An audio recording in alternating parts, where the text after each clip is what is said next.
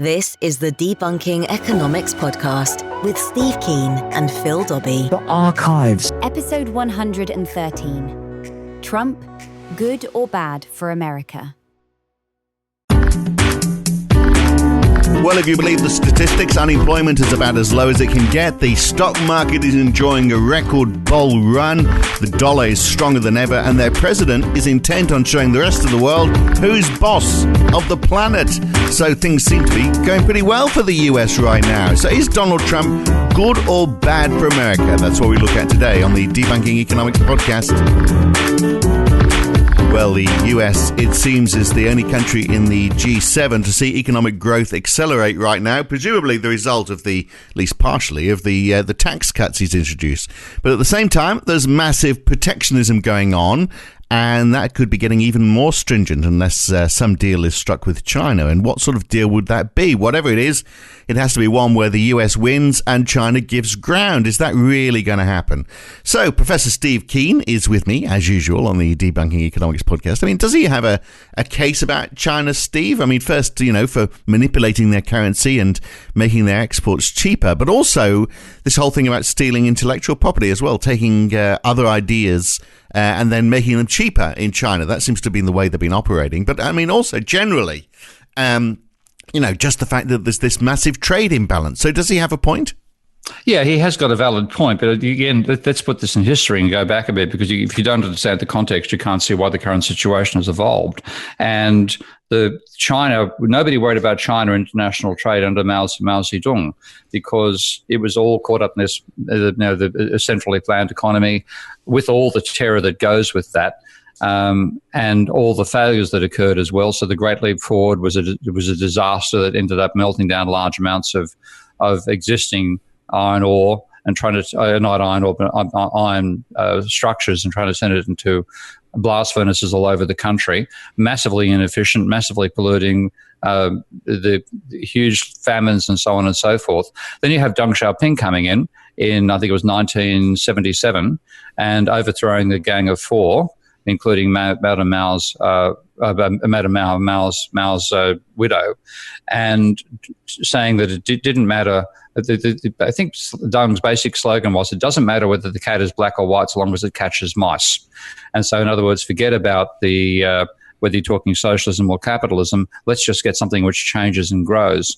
And the initial idea was to have all these communes start becoming exporters from each of their little communes. So I went to one commune in Sichuan province, and they were explaining how they were making furniture, and they dramatically increased their furniture output over about a 2 or 3 year period, like it's about a 200 or 300% increase in their production. And I was looking at this, and it was a model commune, the usual approach that was taken in the communist days, to get one particular place to work on it, and then you all learn from Potemkin or whatever it might be. So this was learned from this province in Sichuan. And I asked them, how did they manage to achieve the sales? Now, quote unquote, after the translation, I was told that we sent out propagandists. Is that another word for salespeople? Yes, indeed. I think it's a much more accurate one. And then said, okay, where did the propagandists manage to achieve sales? Oh, Shanghai. Who did they sell to? They sold to the state warehouse there, furniture warehouse. I said, okay, putting all this together, what it means is the reason you've been able to massively expand this single commune's output is that you've, because it's going through the Communist Party state structure, somebody in Shanghai has been told to buy the output of this place no matter what they can produce. So there's limitless demand for this individual commune, and it looked like it's fabulously productive. But if you scale it up to something like about 200 or 300 communes across the entire province, it'll fail, because you simply can't get every state enterprise dramatically expanding their purchases of your output. So I had no faith at all in that particular idea. We got down to I took a group of Australian journalists there for a conference in 81, 82, and we did a tour after the conference. And one of the final legs of the tour was in Guangdong province, which was just north of Hong Kong, where they were building the Shenzhen Free Trade Zone. And that was the very first trade zone in China's history. And of all things, I will never forget it. We got there, and of all things, that was being built by the Australian company CSR. They were laying all the concrete. And as well as having a classic Australian Aussie manager, g'day mate type manager, coming out in khakis and stuff like that, he said, let's have a barbie. No shrimps, I might add. That's a Paul Hogan invention. But barbecue, and his wife turns up to help us with the barbecue, and she is a classic Northern Beaches, big personality, fantastic personality. And so that we're all eating steaks and chatting with our Chinese people in this, the blazing sun as the concrete is laid in Sichuan. We go for our briefing with the people running the province, and this is the first time I was ever impressed by a presentation while I was in China, because the boss of the place said, well, look, I can give you a bit of an overview, but better to hand over to the actual implementation manager here, so I'll leave the room. He just walks out, no status worries for him at all, giving over to an underling. And the guy then explains what they were doing. And the idea was the free trade zone was going to offer cheap factory side and, of course, cheap labour to American companies who exported there. There is a provision, and this is what Trump has been complaining about, there is a provision in the American trade law that enables a company like American company to operate in a third world country and to re-export from that third world country back to America without facing tariffs on the increase in value placed on on whatever's being produced. So you might send over unassembled computer parts, you send back an assembled computer. The company pays no tax on the change. So they therefore can make the question, what's easier for us, paying an American worker $5 an hour back then, or paying a Chinese worker $5 a month? Yeah. And even if they're one quarter as productive, let's go for the cheaper Chinese worker. And that's what really led to the growth of the industrialization. But there's one extra thing, I'll shut up in a moment. One extra thing that occurred as well as saying that, they said you must have a Chinese partner, and within 5 years, the Chinese partner has to own 50% of the business, irrespective of the capital that Chinese partner started with. Yeah. Now, you just think... And then you're giving away all of your intellectual property in that process, which is the other thing. But it's not. You think about what must be the difference in wage costs for an American corporation to find that an attractive deal. And yet many, many, many of them did, which is where the industrialization began. Yeah. So they were swapping, creating a Chinese capitalist for paying American workers. Well, and that's been successful. Well, the scenario you were describing, where you had these, these vast warehouses of the state had bought of furniture or whatever it may be. I mean, I guess export markets now, provide an outlet for all that sort of stuff. That's the limitless thing. That's right. And it's so long as it's sold cheap. And that's that's been the problem, hasn't it? The China has sold stuff cheap. But this is the strategy which every successful industrialization country has followed. That they have grown a local industry by restricting imports into that industry and building up their own domestic alternatives and then exporting them later. They've run a trade surplus. This is the case in countries like Japan, Korea, now China as well. They finance their growth by reinvesting that trade surplus. And that's an essential part of what they were doing at that stage. But a huge part of it was deliberately to get technology transfer, because, again, when you look up the Chinese Communist Party, most of the people who make it to the top there are engineers. They're not bloody accountants and lawyers like we get in the West. The people who can actually build stuff. My favorite tale there involves the Chinese delegation that came to Australia roughly at the same time, and one of the Communist Party leaders, Chinese delegates, went into the toilet, and half an hour later he still hadn't come out, and finally people got worried that they'd go inside and check and see what was wrong with him. There he was. He's an engineer. He'd seen the double flush toilet. He'd literally taken it apart to see how it worked.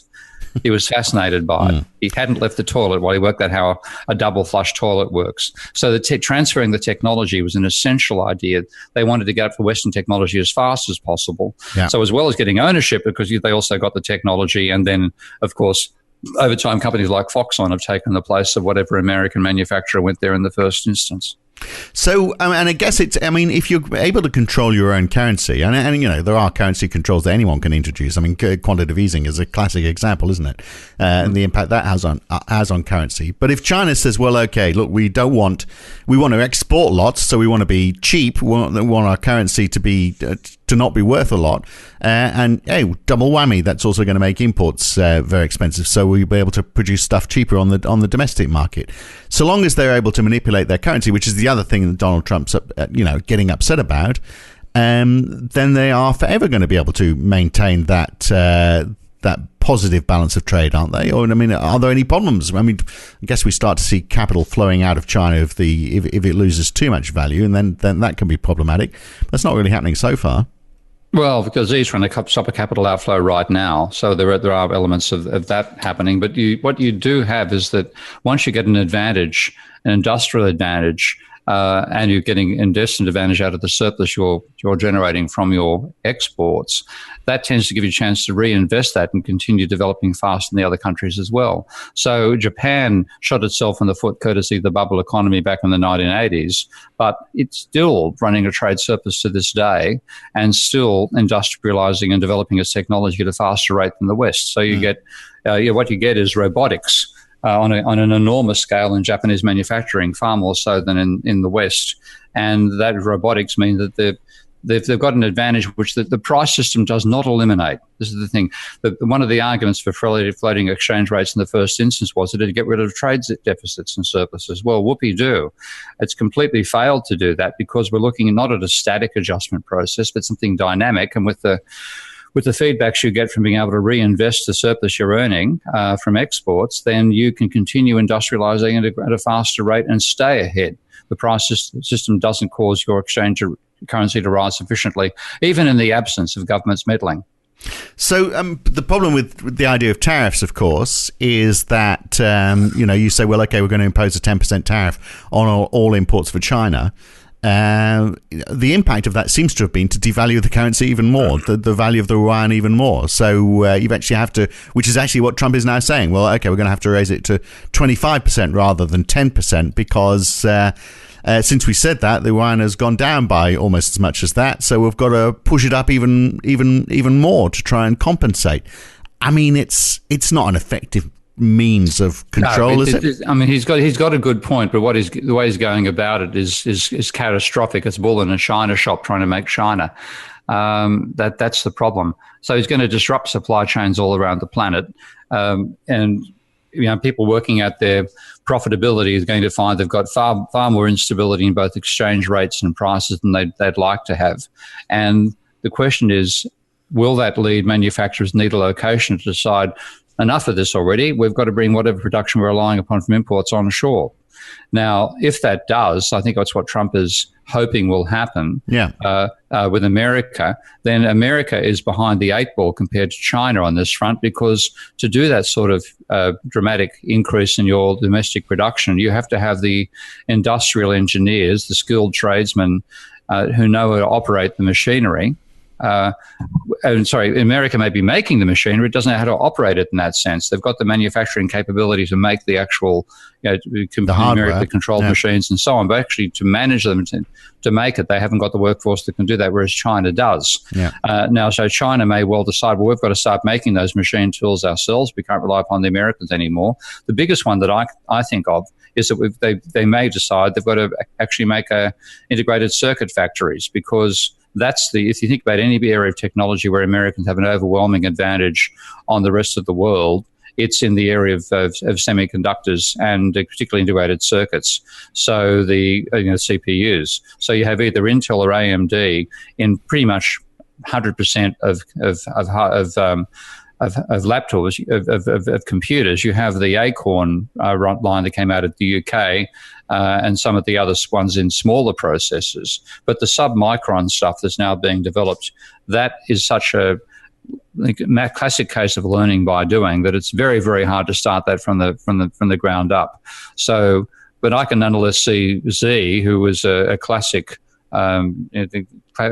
dictator in that sense. What Z says goes. If he says we've got to build our own integrated circuit chip, then they'll put as much of it into that as the Russians did into getting into space. So they may well do that. The Americans, on the other hand, they've got the high tech, but they haven't got the skilled workforce. They may be forced to go and start training their domestic workforce, building up that skill set as well as installing the machinery they themselves make for domestic production of these things they're currently making offshore. So there could be an investment boom coming out of this trade war, and that's what intrigues me. I don't I'm not just going to think about it the way the neoclassicals do. We put prices up, therefore welfare falls. Yeah. To me, it could actually cause a fairly large boost in investment in both countries. Well, let's hope so. I mean, Donald Trump tweeted, from what you were saying just a few moments ago, it's a bit of a simplistic view. He says tariffs are working big time. Every country on earth wants to take wealth out of the US, always to our detriment. I say, as they come, tax them. If they don't want to be taxed, let them make or build the product in the US. In either event, it means jobs and great wealth. But they're not going to make those products in the US, are they? For reasons we've described, it's a hell of a lot cheaper to make them overseas. And that capability... Well, there are some they make.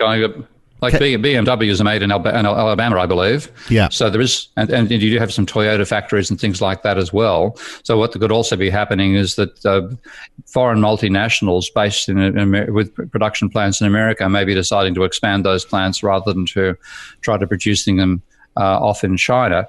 That's feasible.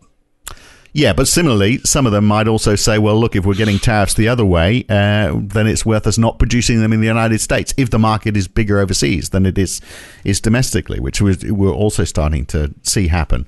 But I wonder how much the president actually reckons this is going to work, because he also has tweeted recently saying the revenue from all these duties are going to help pay down the trillions in debt that has been accumulated through tax cuts, and he says also through Obama, but obviously it's gone up a lot more since he introduced his tax cuts. So that would seem to indicate that he expects the imports are still going to happen. People will be paying more for goods, negating the effects of reducing the taxes. So unless I'm missing something here, he's a bit confused by it all. I mean, it could also push inflation up a bit more in the short term because of the cost of all of these imports going up, which might expedite those tax rises that he doesn't want to see. Well, that's one thing actually I've been expecting for some time, because what you've had is, as well as Trump's recent shenanigans, you've also had the pretty much total destruction of the union movement in America. Certainly in the private sector, so that there's no longer a bargaining power on the workers' side, and workers themselves individually are far too coward and far too insecure to go and ask the boss for a wage rise. It's a shortcut to getting sacked. But if you get to the point where the bosses themselves find they can't actually get the labour in unless they start to offer higher wages themselves to attract new workers, then I think what you're going to see is a very short and sharp and sudden spike to inflation coming out of this, combined with what's happening on the tariffs. So an increase in the rate of inflation, it might go from where it is now of the order of 2 and 2.5% up to 3 and 4 and 5%. At that level, it's likely to trigger the Federal Reserve. Yeah. And that's where I think the fun is going to come, because the Federal Reserve is still back in the dark ages about the nature of money, unlike the Bank of England and the Bundesbank, which have a better understanding of how it's created. They don't, because the Federal Reserve completely ignores the level of private debt. They're not even aware of the dangers of deleveraging happening once more. If you put the rate up from where they want to get back to, which is at least a rate of interest of 4%, and therefore that means that rates on mortgages would become 6 and 7%. At that level, given the level of debt people are in, it'll mean credit disappears from the economy. People start repaying the debts or going bankrupt, and there'll be a slump in demand, and the economy could go into a very large downturn, which will be a Federal Reserve-induced depression, a recession. And I can see that happening quite probably in time for the next election campaign in America. Well, you see, and Donald Trump would be there, I'm sure, saying, as he's already started to say, that he doesn't want them to push interest rates up because it takes away from, he's injecting money into the economy. He obviously doesn't want to see that money taken out again with people having to pay higher interest rates on their mortgages. And he'll be able to stop it. And I think we're going to, what we're going to quite possibly... So he'll win the next election on that basis. He'll say, I told them. Rather than campaigning against Obama, which is what he did in the last election campaign, and Hillary, obviously, but Hillary is a sort of echo of Obama. I think this time I'll be campaigning against the Federal Reserve. Yeah. Now, that could be dramatic because, I mean, we all know that, you're supposed to, over the last 30 or 40 years, the central banks persuaded politicians to give them political independence to avoid the pump priming accusations and so on. Trump's not the least bit worried about that stuff. Trump has absolutely no sense of shame, as we all know. and no sense of morals either. So he will see absolutely nothing wrong with him attracting the Federal Reserve, and that's going to be an all-out Barney. That could be a very, very interesting election campaign, rather similar to the campaigns back in the days when we had the battle between the bimetallists, the gold versus the silver people, that gave rise to the story of the Wizard of Oz. So, because China is targeting their tariffs pretty closely at the Trump heartland, Trump is now having to subsidize farmers. So there's talk of a $12 billion bailout for farmers because they are losing so much business because of these tariffs. Because, of course, China is now just saying, well, look, if we need soy products, we'll just get them from South America. So now we've got this protectionism plus the need to subsidize local producers that are losing out on export markets. But it sounds like you're saying, well, that may not be a bad thing if it encourages these markets to develop. If we perhaps not in the farming community, but in the manufacturing community, if the subsidies are targeted correctly, then that could aid the level of production, which would allow America to stand alone and not be so reliant on imports. I'm not sure about that one. I think what is more interesting to me is that this shows the capacity of the state to create the money it needs if there's any loss of money coming in from elsewhere. So if you have a collapse in the sales of soybeans, it's quite in Donald Trump's power to create the additional money through the government sector and put that money into the hands of the soybean manufacturers, and they don't lose out financially. They may complain about being paid not to produce anything, which of course is a very powerful political theme in America, but he could do it. So what you get is a huge boost in the deficit. Now, of course, when the Democrats are in power, the Republicans are always claiming about how bad the deficit is. When they're in power, it's always tomorrow's issue. And what you could see, this is why I'm seeing a boom coming out of what Trump is doing, even though he's directed his tax cuts at the wealthy who won't spend. They may well end up using them for share buybacks instead. They have. We also, what's also with the tariff side of things, I mean, they might be looking at the revenue coming in terms of corporate cuts, tax cuts, or what dividends they hang on to versus what borrowing they do. They may well decide to use some of that revenue to invest and make up for the damage to their supply chain done by the tariffs. So it's going to be it's a Mad Max boom in that sense.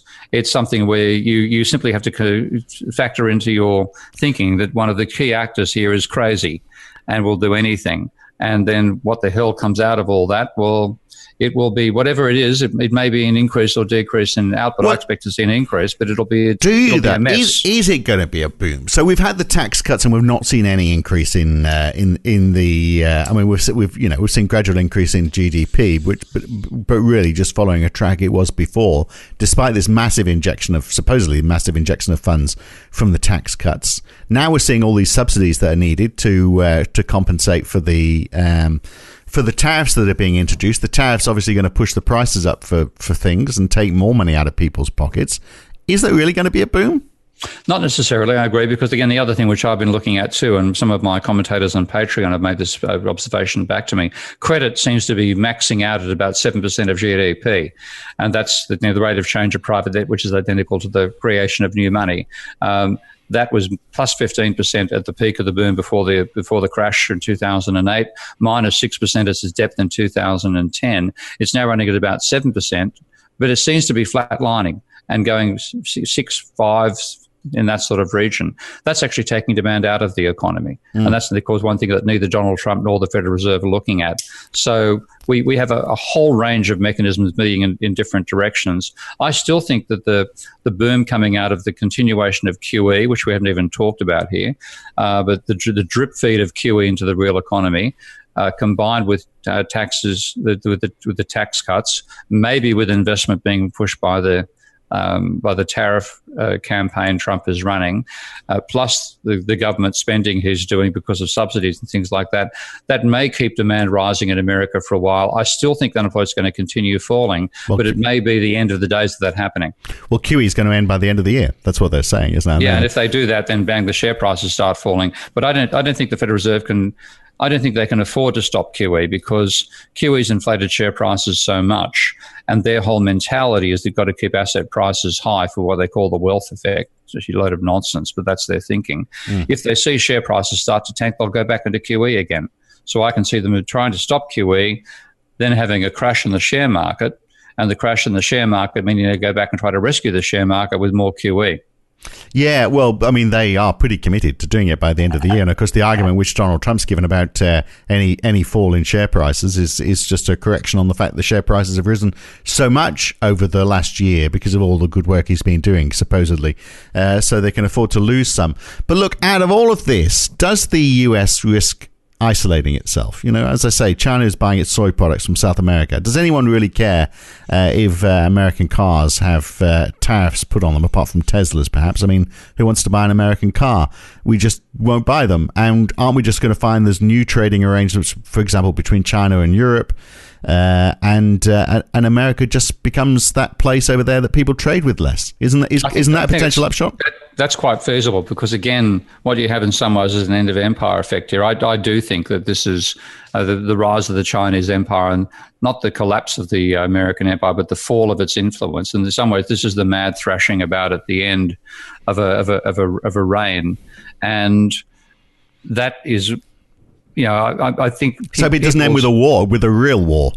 I hope not. Certainly hope not. But I think we're quite possibly going to see military skirmishes around the islands in the South China Sea, and that's quite feasible. But certainly, people's attitude that people don't rely upon Americans anymore. Yeah, there was a time you relied upon the Americans because certainly in the aftermath of the Second World War, not only were they the most powerful economy on the planet, they were also doing the Marshall Plan, and they also had the most powerful industrial economy on the planet. None of that is true anymore. And I think in that situation, people are going to say, we've got to find some alternative to the Americans. What else can we do? And that sort of thinking may become solidified certainly if there's another term of Donald Trump, then there'd be no way that the Europeans and the Asians would put up with having to rely upon American monetary systems. Well, relying on America is something that has already been disbanded, hasn't it? People don't rely on America anymore. So given that we started this session off, just finishing very briefly, you said in the basic premise is right that China it does need to be tackled in some way, that they are creating for themselves perhaps an unfair advantage. You could say, well, they can do what they want, but they are creating a situation which is making it harder, let's put it that way, for America and many other nations to compete. Given that Trump's identified that, what should he be doing to try and resolve the problem? Good question. I think he should be trying to get American corporations to invest domestically and to grow the American economy. The easiest thing you can do, actually, and this is one thing I know would never happen, is to realize that if his focus is all being the world's best deal maker and so on, tear up the deal that Harry Dexter White made with John Maynard Keynes, that he'd impose the Bretton Woods system as long as the American dollar was the reserve currency rather than what Keynes wanted, which is the Bancor. Yeah. The cleverest thing Trump could do is say, okay, let's bring in international currency. Let's not use the American dollar anymore. Let's create the Bancor. And then what would happen is the value of the American dollar would plunge because it's overinflated because it's the reserve currency in the first place. Right. If it fell 20 or 30%, that would eliminate the competitive disadvantage America currently has, and there would be no anybody else the world could complain about it. So the cleverest thing he could do was say, let's introduce the Bancor. But I think hell will freeze over before that happens. Right. But if he was to do that, I mean, if you look at, where the future is, if China started, and we've talked about this before, if China started on the basis that it could provide cheap labor, increasingly the future is going to be automation and investment in the machinery to automate processes, and then cheap labor is less important. So America does have an opportunity there if they make the right investment now. That's right. There is a strong possibility of that. Tesla's gone too far, as they know, on that front of trying to automate everything. The reason you use human labor is because the human brain can direct its energy much more flexibly than an artificial brain can. But as time goes on, most of those processes, you would have seen the Boston, what's it called? There's a company called Boston robotics, I think it is, with the robot that can now run and turn and jump cartwheels and things like that, which just a couple of years ago was falling over when it tried to take a step.